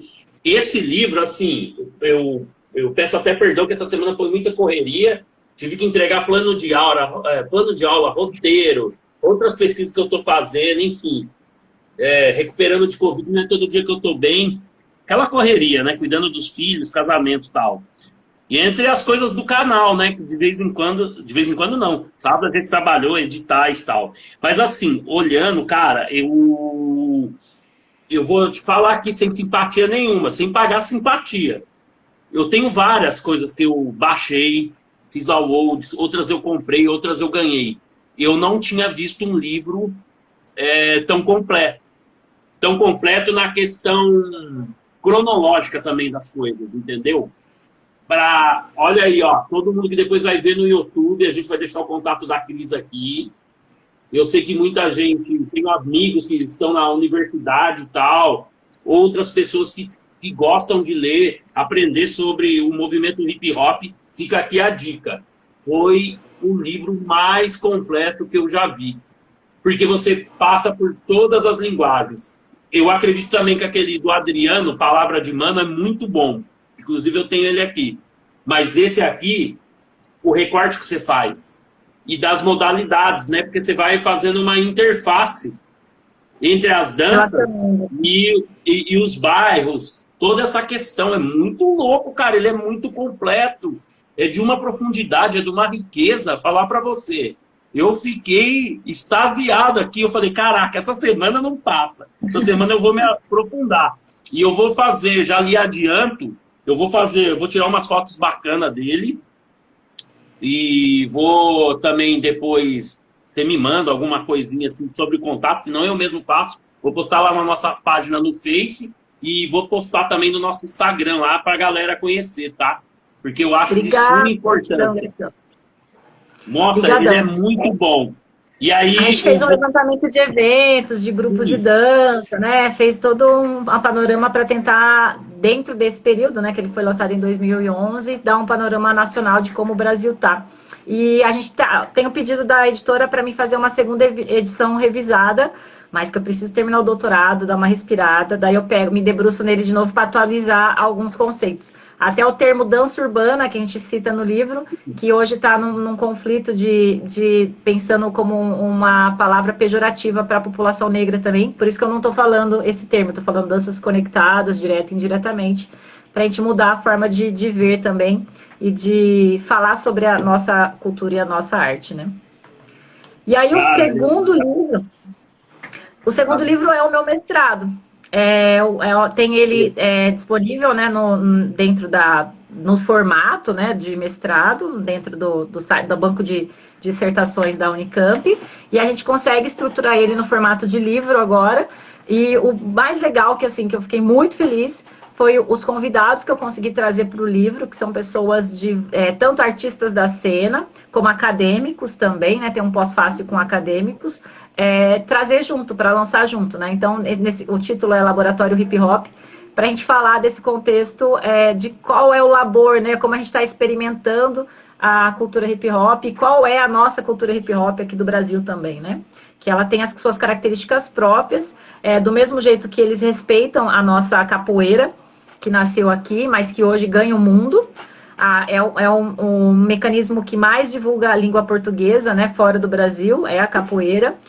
A gente também respeita toda a origem, toda a história do hip hop que nasceu nos Estados Unidos, mas que a gente também tem que contar a nossa história e transformar para a nossa realidade, né, que são outros contextos.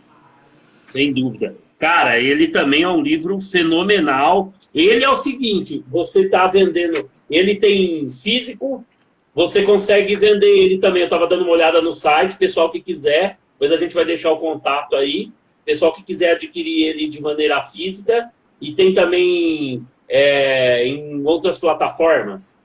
Tem outras plataformas. Direto pela editora Literarua, ela também tem outras plataformas. Eu não vou falar os nomes certinhos, mas tem no Kobo, se eu não me engano, tem algumas plataformas disponíveis também online. Esse também, mas, né? Esse na editora, eu acho que só tem um livro físico. Ah, tá bom.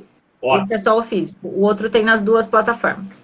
Ô, Cris, esse daqui, ele tem um peso, eu vi aqui, convidados de alto calibre, né? Não que o outro não tenha, mas eu fiquei assim, cara, você tem uma escrita fenomenal.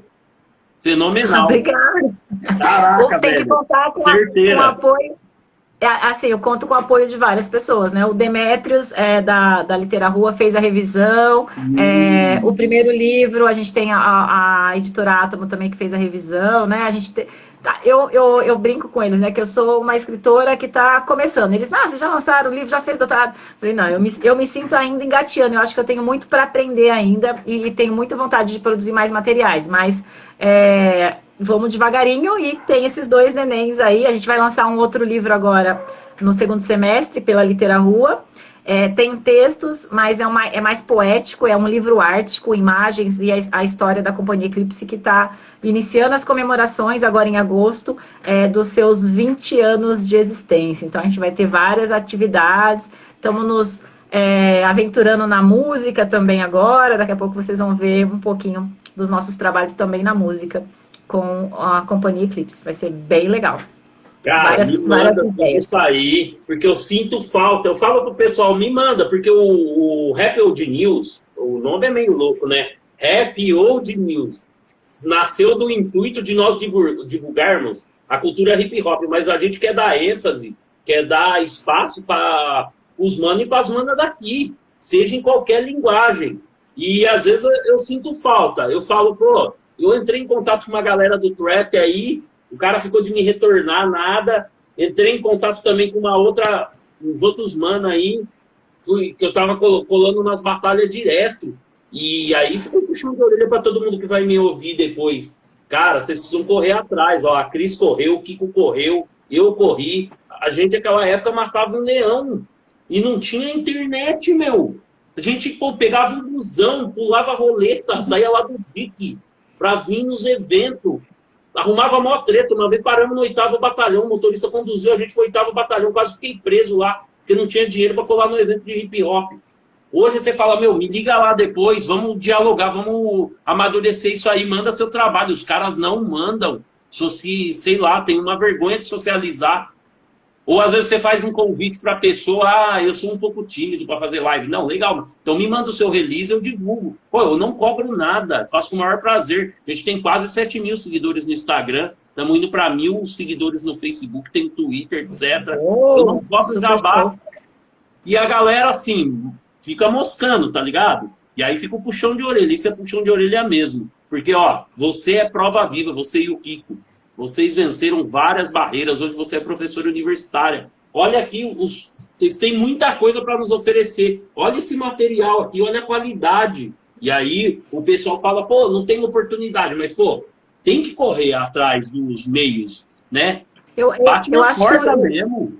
O hip hop, eu acho que ele tem uma força, né? As letras do hip hop, até os arte educadores, de mostrar, você pode. Você tem direito, você pode, mas você precisa dar o primeiro passo, né?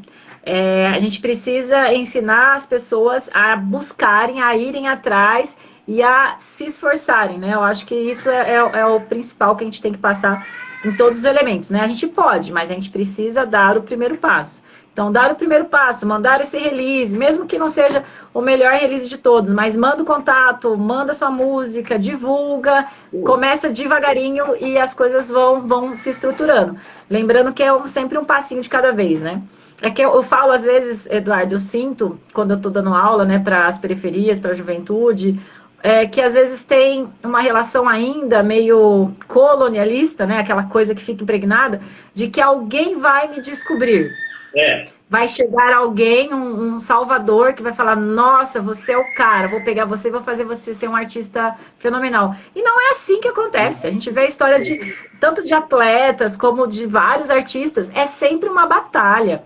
E assim, não é só porque agora eu estou terminando o doutorado, tenho os 2 livros, que tá tudo bem, não. A gente continua batalhando, a gente tem que continuar sonhando, criando, transformando e sempre correndo atrás do preju. É sempre no corre, gente. É periferia total, não pode parar de correr. A gente está muito atrás. A gente sofreu demais. A gente precisa correr muito para chegar, talvez, um pouquinho mais equilibrado, né? Mas esse equilíbrio é meio sonho ideológico também, né? A gente precisa correr muito para dar conta das nossas necessidades, das necessidades das nossas famílias, das nossas periferias. A gente tem muito para conquistar, não só para nós, mas para compartilhar um pouco nesse contexto do Ubuntu também, pensando na relação da África, né? Nós por nós, todo mundo junto. A gente precisa ir para frente junto. Estamos aqui para puxar quem tiver para vir junto com a gente. É isso que o Happy News e que o Edu tá fazendo aqui.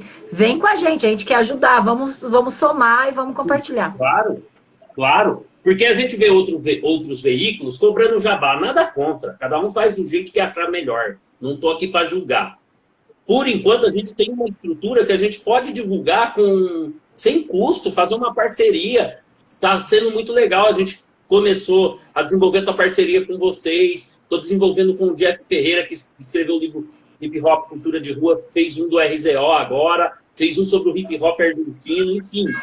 O Noticiário Periférico, o Adailton da Representando, que tem um site maravilhoso, uma revista eletrônica maravilhosa, é aqui do interior. Ele mesmo fala, cara, eu consigo chegar no Emicida, no Rashid, nos caras em São Paulo que são, porra, MV Bill lá no Rio, e aqui em Campinas eu sinto uma dificuldade em chegar nas pessoas. Ontem eu até estava me lembrando, Cris, se você me permite, a entrevista é sua, mas só vou abrir um parênteses aqui. Estava falando com o Luciano, que foi lá na palestra lá. Luciano da Maloc, que corre com a gente também. Uhum. Há uns 15 anos atrás, um dos últimos shows do meu extinto grupo Execução Sumária, a gente foi participar de um show do Taíde DJ1. E eu não me lembro se foi em Salto ou Leme, acho que foi na cidade de Salto. E o DJ1, antes deles terminarem a dupla, Taíde DJ1, eles estavam indo pro fim. O DJ1 até comentou, falou, mano, daqui é um dos últimos shows nossos. E eles falaram lá no palco, enfim. Faz uns 18 anos isso aí, 15 anos. Não me lembro bem a data. E aí ele falou, cara, em Campinas, vocês têm uma identidade própria, vocês sabem rimar muito, vocês têm umas batidas violentas, vocês são zica.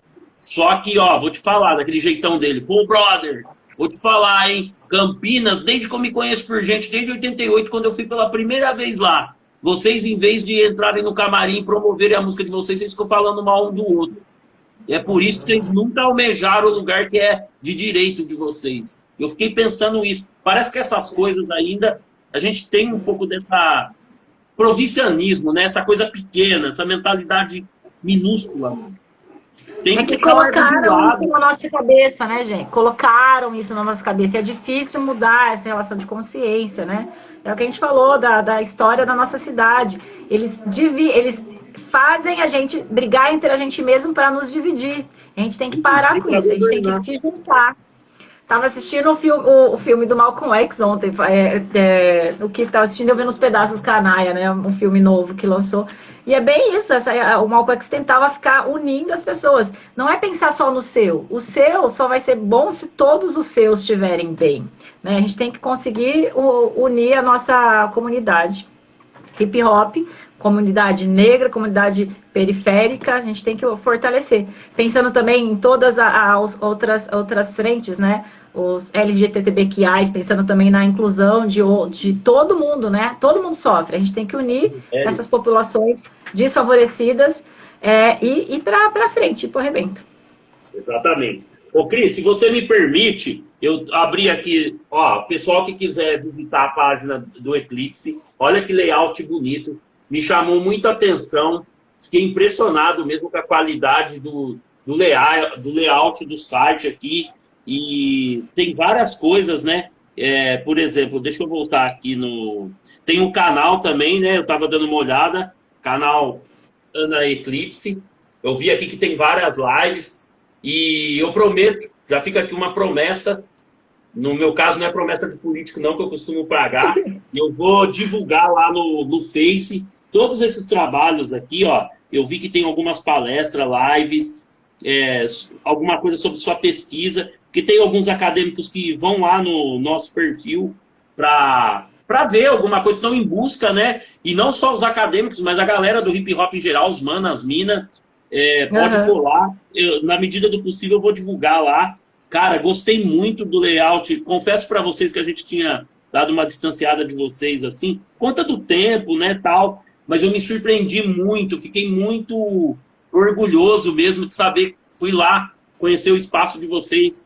Sabe, eu vou fazer uma pergunta sobre isso agora, sobre o lance da ONG que vocês estão formando, essas células que vocês estão formando para reproduzir o conhecimento, os ensinamentos da cultura hip hop. Fiquei muito entusiasmado mesmo. Hoje, inclusive, eu estava vendo um clipe do Malcolm GDN, o Negresco tá dançando. Eu falei, cara, olha isso aí. Estão participando de videoclipes e tal. Fala um pouquinho disso pra gente, desse projeto que eu fiquei muito entusiasmado e, mais uma vez, te agradecer o convite por aquele dia de conhecer o espaço, me dar esse voto de confiança de partilhar com vocês um pouquinho do conhecimento. O Eclipse nasceu em 2002, né? A gente está fazendo 20 anos. E do mesmo jeito que a gente começou a dançar, né? Eu, Kiko, com outras pessoas mais velhas nos ensinando, compartilhando, sem cobrar nada, né? A gente tem a relação dessa tradição oral mesmo, de passar o conhecimento que o hip hop tem.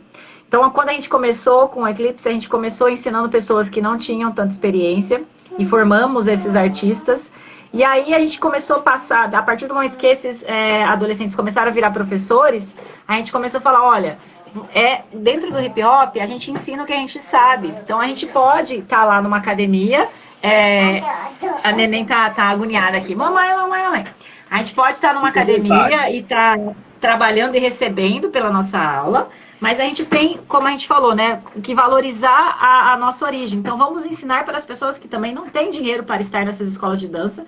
E aí, a gente começou alguns trabalhos voluntários com o nosso grupo, com essa ideia de você aprendeu sem receber nada e você vai trabalhar dentro da sua disponibilidade com algum horário voluntário para ensinar outra pessoa de maneira voluntária, formando e mantendo esse vínculo da tradição oral, da tradição de passar o conhecimento para o próximo.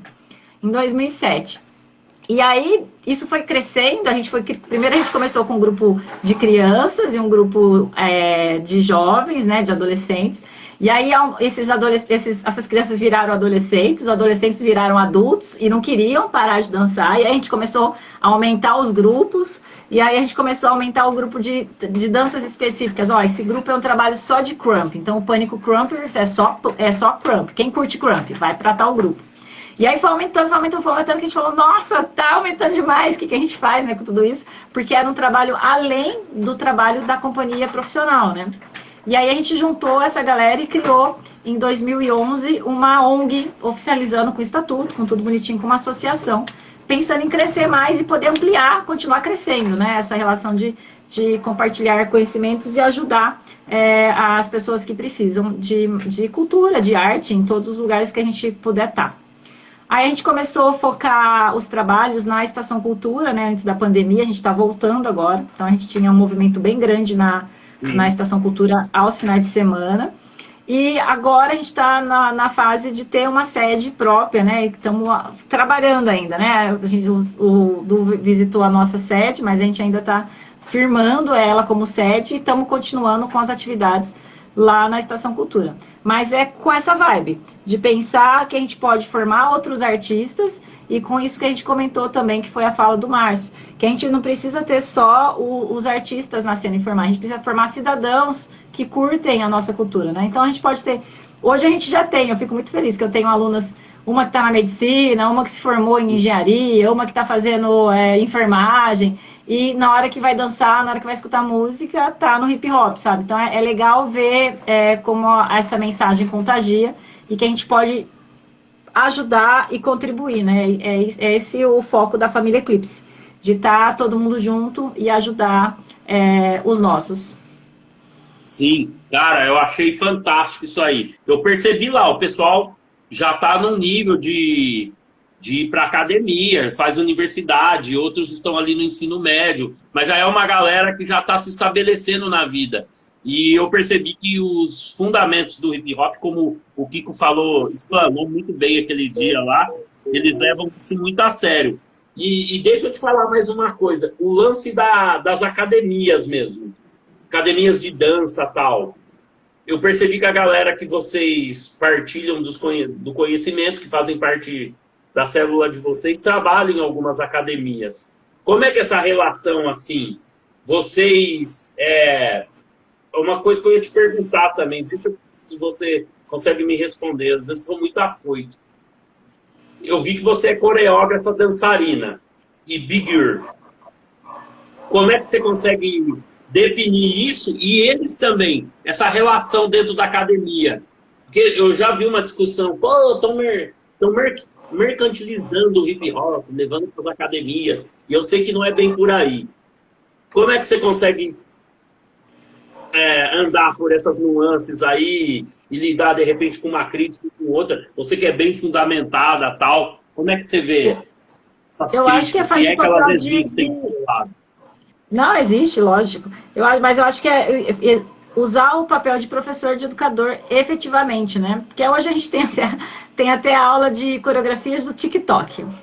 Não sei se Ah, é? é novidade para mim também.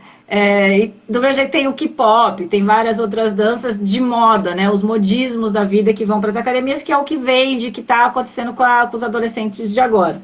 Só que se você for ver o que eles estão dançando no K-pop, o que eles estão dançando nessas coreografias do TikTok, muitas vezes são fundamentos de alguma dança específica, né? Então é aquela coisa de pegar uma coisa que tem uma história e fazer só um pedacinho dela e achar bonitinho e pôr lá. O que um educador e um professor da cena hip hop pode fazer com isso é tentar trazer, olha, beleza, vocês querem o que eu faço, né, nas minhas aulas com crianças de qualquer lugar ou com adolescentes. Você quer fazer essa coreografia do TikTok? Ok, vamos aprender, a gente aprende esse passo, mas junto com esse passo, da onde vem esse passo? Você sabe? Qual que é a história dessa música que você está ouvindo, que é legal, é bonitinha? Ou qual que é o sampler que esse grupo está usando? Eu acho que fundamentar a estrutura da onde vem isso, que a gente vende as coisas e é tudo muito supérfluo, né? As coisas se você não fundamenta, não estrutura, isso desvai. Então, eu trabalhei em escolas de dança, hoje eu estou mais na parte acadêmica, mas eu trabalhei, por exemplo, na hípica, trabalhei no Notre Dame com você, hoje eu estou no comunitária com os pequenininhos. Você está naquele ambiente, você pode mudar estruturas da elite também, se eles olharem para você de uma outra forma, né? De respeitarem a cultura. Ó, não é só esse passo que é 2 8 ou 1 8 ou 20 segundos para fazer no TikTok. Isso tem uma história de uma população negra, latina, periférica muito grande para chegar nesse passinho que você está repetindo aqui. Então, acho que é mostrar da onde vem, trabalhar assim. Eu acho que é vender a cultura, vender o hip hop, se você simplesmente replica sem explicar de onde vem, sem falar do que é, sem dar os direitos de quem criou aquele movimento, sabe? Se você faz isso, você está realmente mercantilizando e só vendendo. Agora, se você realmente traz a estrutura, traz a história para aquilo, é muito forte.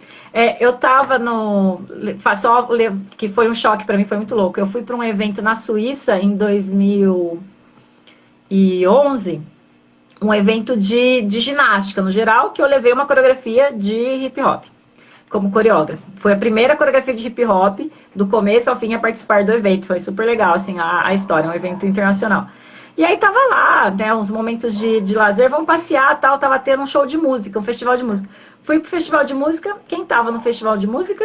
Criolo e Emicida. Falei, eu estou na Suíça? Não tem nada de nada, Criolo e Emicida, como assim, né? E tipo, só que eles estão lá levando a história deles, a música deles, a verdade deles, sabe? Então, eu não entendo isso como vender o hip hop. Eles estão trabalhando, como artistas, a gente trabalha e vende. É diferente de você não saber de onde você vem, sabe?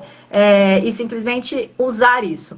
Que é uma crítica um pouco minha, às vezes, para essa relação do K-pop, principalmente. Que usa muitos elementos do hip hop e as pessoas acham que é um estilo novo que está nascendo. E não, é um monte de passos colados de forma diferente, sabe? Então é importante a gente... Quer aprender essa coreografia desse artista XYZ? Beleza. Vamos lá, vamos trabalhar junto, mas vamos entender como é construído aquilo, da onde aquilo veio, por que se transformou e chegou nisso. Acho que isso é o papel nosso como educador para quebrar essa relação de mercantilização, porque nós vivemos num mundo capitalista, todos nós precisamos ter trabalho e ter renda.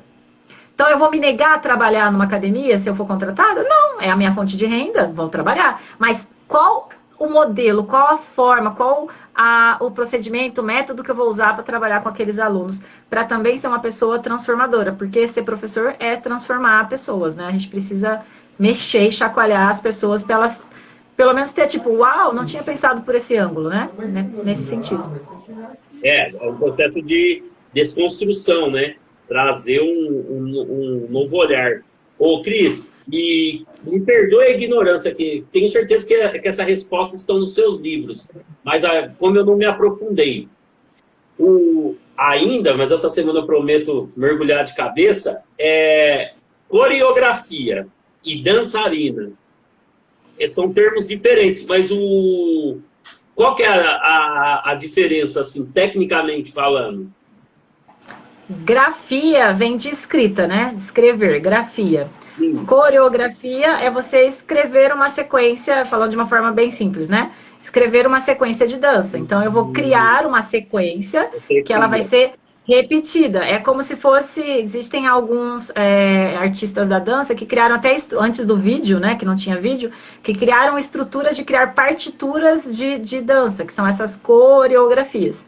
Então, eu tenho uma sequência que eu crio em determinada música, ou sem música, né? Pensando em uma vertente mais contemporânea ou outras coisas.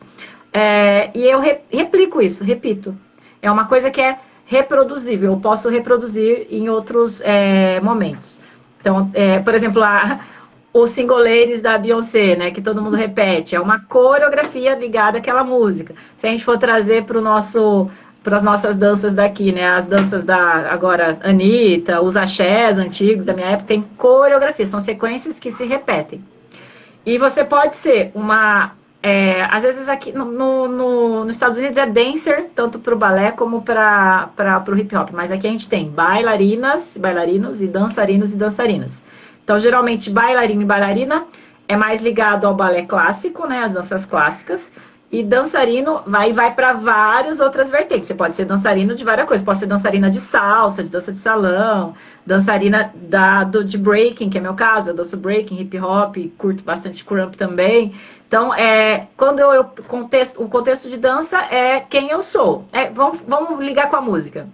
Você é MC. No contexto de se expressar como MC. Você tem uma música X, que tem uma letra que segue uma letra. E quando você canta essa música, você repete a mesma letra. Uma coreografia é uma sequência que eu repito sempre a mesma sequência. E aí, Big Girl, nesse caso, né, é vinculado ao estilo específico de breaking. Break Girl, eu danço breaking. Nesse sentido. Que explicação mais didática possível. Impossível, e a gente né? Tem... No breaking ou em outras danças, né, os momentos de session que a gente fala, que são pequenas frases coreográficas de que eu tenho na manga, que quando eu entro na roda, eu executo aquela sequência. Ou eu posso fazer um freestyle, do mesmo jeito que o rapper faz um freestyle na música, eu posso, como artista dançarina, fazer um freestyle. Criar movimentos na hora, no improviso, né, nessa relação. E quando eu faço sequências na roda, a gente chama de session. Quando eu faço sequências maiores em palcos, a gente chama de coreografia. Quando é uma coisa maior, a gente chama de espetáculo, pop show, aí vai para outras nomenclaturas, um show, mas eu gosto muito de traçar paralelos com os outros elementos, sabe? A música, palavras, eu uso muito o ato de escrever, porque eu também curto a escrita, né? Eu tenho uma palavra, eu tenho um movimento. Eu juntei várias palavras, eu tenho uma frase de movimento. Eu junto várias frases, eu vou ter uma sequência coreográfica. Legal. Legal pra caramba. Cara, mais didático e pedagógico, impossível. Nossa, muito louco. Ô, Cris, a gente tá partindo pro final aqui, vou deixar daqui a pouco você fazer suas... Deixar, olha que pretensão a minha. Deixar, não. Eu falo pra caramba, é deixar mesmo, te interrompo. Vou falar para você fazer as considerações finais, mas assim, uma curiosidade. Você representou o nosso país em quais continentes, assim? Quais outras nações? Você se recorda? Eu já fui para cá, para o Chile, para a Argentina, né? Aqui eu confesso que eu preciso conhecer mais a América Latina, melhorar meu espanhol também, né? Que eu entendo bem, mas ainda falo um portunhol. Preciso melhorar a fala. A audição e a leitura é boa. Já fui para os Estados Unidos, especificamente para Nova York, Las Vegas e San Diego. Quero conhecer Los Angeles, ainda não consegui conhecer Los Angeles. E fui para a Europa. Não, mamãe, neném. É? Neném tá querendo conversar com a mamãe. E fui pra Europa, em alguns países da Europa. Preciso conhecer, tenho vontade ainda de conhecer Angola, alguns lugares da África. Gente, adoro viajar, né? Precisa guardar mais dinheirinho e fazer mais intercâmbios para conhecer mais, porque a gente aprende muito com outras culturas, com outras coisas. Até isso que eu falei mesmo. Eu comecei a ver a história da minha família depois que eu fui para conhecer os latinos em Nova York. É muito doido pensar nisso. Que eu não tinha caído a ficha nesse sentido, né? Pô, muito louco. E assim, qual que é a sua... Agora em 2000, a nossa próxima Olimpíada, daqui 3 anos, né? 2024. Qual que é a sua expectativa? Fazendo aqui uma correlação com o skate. Eu já esperava que o skate fosse trazer medalhas. Você acredita que o breaking, a modalidade breaking, qual que é a sua expectativa? Por se tornar um esporte olímpico, é um reconhecimento, né? Uma dança que foi discriminada, perseguida, etc., e está hoje como uma modalidade olímpica. E qual que é a sua expectativa a nível do Brasil? O Kiko está mais envolvido com o Conselho Nacional, né, que está responsável para representar a modalidade breaking, ainda está participando das articulações, então estou acompanhando bastante ele, né? A gente tem, muito louco pensar, mas a gente pensando na Olimpíada, nós vamos ter apenas 16 pessoas. É um pouco diferente do contexto do skate, que é uma batalha com uma chave de 8 com 16 pessoas. Do mundo inteiro. Então a gente vai ter várias seletivas mundiais antes. Nós temos muitos b-boys e muitas b-girls no Brasil que tem potencial para estar lá e que está participando desse processo, que tem toda uma parte burocrática que a gente precisa entender também ligado a essa parte esportiva que nós da arte não conhecemos. A parte de filiação, a parte enfim, dos elementos de criar comissões, ligado ao COB, ao Comitê Olímpico, a gente está aprendendo muito nessas construções, né? O Kiko mais ligado a isso. Mas eu tenho expectativas positivas, tanto de aumentar o número de praticantes, acho que vai ser uma coisa que vai aumentar. Existe uma divisão entre as pessoas da cena que são favoráveis e são contra. Eu acho que tem esse medo de mercantilização, como você falou, mas acho que o que vai fazer o diferencial é o cuidado de como vai ser feito esse treinamento, essa passagem, essa estruturação das pessoas que estarão multiplicando essas aulas, e agora falando de treinamentos efetivamente no sentido de esporte, né? Para valorizar aonde a bebê desmontando tudo, para valorizar da onde vem a cultura, de que cultura que faz parte e todo o contexto histórico também que traz, né, essa dança na sua bagagem. Mas eu acho que a gente tem grandes chances. Por mais que seja só 16 do mundo inteiro, tenho fé, né? Até como... Olha pra mim, mamãe, cansei de você aí. Miau, miau, miau. Tem vocação para artista mesmo, não nega. Quem sabe essa aqui, não nessa Olimpíada de 2024, né? Mas daqui a 2 Olimpíadas não tá lá também. Isso. Você é uma gatinha? Miau, miau, miau, miau, miau. Ô, Cris, fica à vontade. Primeiramente, te agradecer pela oportunidade. Para mim, eu estou honrado em partilhar do seu conhecimento. Tenho muito a aprender ainda com você, o Kiko. Enfim, como disse o George e o Ciro, vamos mirar no eclipse. Nós vamos chegar lá. Eles conseguiram. Eles são sinônimos são sinônimos de profissionalização. E fica à vontade para fazer suas considerações finais aí, deixar seu contato. Te agradecer mesmo, viu? Olha aqui para você, Eduardo. Faz de novo, Nanaia. Olha! Ó! Faz mais embaixo para aparecer no meio. Faz pô, Nanaia. Muito bom, cara. Eu acho que a principal consideração geral é pensar nessa nova geração, né? Que a gente tenha muita calma, que são outras gerações, são outro ritmo de aprendizagem, né? Quem está passando como professora educadora, a gente precisa estar sempre conectado no que está acontecendo agora, trazendo a abordagem histórica, todo o contexto da onde veio, aprendendo a valorizar os nossos mestres, né, os nossos ancestrais. A gente tem que passar isso para as nossas gerações, acho que para as próximas. É o principal. E a gente está sempre disponível, o que a gente puder somar, compartilhar, contribuir, não só eu, mas todo o Eclipse, toda a família Eclipse, a gente está aqui para apoiar, para fortalecer a nossa cidade de Campinas e a cultura hip hop nacional. E tamo junto. Muito obrigada pelo convite. Foi um bate-papo super legal. Espero ter contribuído. Nossa, e aí tem os canais. Tem os canais do Eclipse, tem um site meu particular com as pesquisas, mas nas minhas redes também o pessoal acha tudo.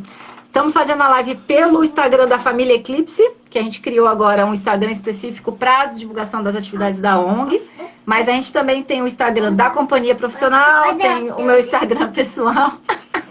E tem uma neném que vai estar aqui desesperada que eu quero a mamãe. Manda beijo. Eu deixo os contatos, na hora que eu colocar a nomenclatura aí certinha, a descrição, eu deixo os contatos aí, fica tranquilo. Ó, brigadão, manda um beijão pra sua nenê, agradece o Kiko aí. De novo, ó, pra fechar. manda um beijo pro tio. Muito beijo, muito beijo. Faz pô, Nanaia. 1, 2, 3. Pô. Rei. E a mãozinha, Nanaia. Hup. E a dancinha de bracinho, a dancinha da Vitória. Hey. Maravilha, pô. Encerrar dessa maneira não tem preço. Brigadão, viu? Agradece o Kiko aí. Boa noite. Obrigado da oportunidade. Obrigado eu, gente. E ser mãe é uma coisa louca, maravilhosa, mas cansa, mas é gostoso.